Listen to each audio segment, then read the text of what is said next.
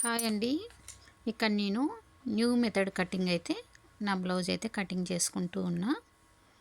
అయితే మా ట్రైనింగ్లో వాళ్ళకు కూడా ఈ కటింగ్ నేర్పొచ్చు, కానీ ఇప్పుడు అస్సలు టచ్ లేని వాళ్ళకి అర్థం కాదండి. కొంచెం సైజ్ బ్లౌజ్తో కటింగ్ వచ్చిన తర్వాత వాళ్ళకు కూడా ఈ కటింగ్ అయితే నేర్పిస్తా. ఇప్పుడు చూడండి, ఈ కటింగ్ అయితే ఎందుకు నేను వదలకుండా, అంటే కొంచెం కష్టంగా ఉన్నా కూడా వదలకుండా ఎందుకు కటింగ్ చేస్తున్నా అంటే, ఇక్కడ మనకి డాట్ అదే క్రియేట్ అవుతుంది. ఇంకోటి మనకి నడుం దగ్గర షేపు కటింగ్లోనే వస్తుంది అనమాట.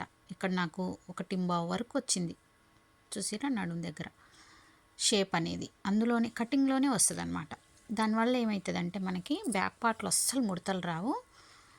మనం ఈ కటింగ్లో ఏం చేస్తామంటే, మనం నెక్కును బట్టి షోల్డర్ని మైనస్ చేస్తాం కదా, ఫుల్ షోల్డర్లో నుంచి. ఈ కటింగ్లో షోల్డర్ వైపు మైనస్ చేయకుండా నెక్ వైపే మైనస్ చేస్తాం. ఎక్కడ ఉండాల్సిన షోల్డర్ అక్కడే ఉంటుంది. దానివల్ల ఏంటంటే షోల్డర్ పెద్ద ఘాటం కానీ తక్కువ ఘాటం కానీ కాదనమాట, కరెక్ట్గా ఉంటుంది. దానివల్ల ఫిట్టింగ్ బాగుంటుంది. ఇంకా చంక రౌండ్ అనేది రౌండ్ వస్తుందండి. మీరు నార్మల్ కటింగ్ ఒకసారి చూడండి, చంక రౌండ్ అనేది ఇట్లా పొడవుగా, చంక పెరుగుతున్న కొద్దీ షేప్ అనేది పొడవుగా వస్తుంది. దానివల్ల లూజ్ రావడానికి ఎక్కువ అవకాశాలు ఉంటాయి. ఇందులో మాత్రం అలా ఉండదు, రౌండ్గా వస్తుంది. దానివల్ల చాలా నీట్గా ఉంటుంది అన్నమాట బ్లౌజ్ అనేది, బ్లౌజ్ ఫిట్టింగ్ అనేది.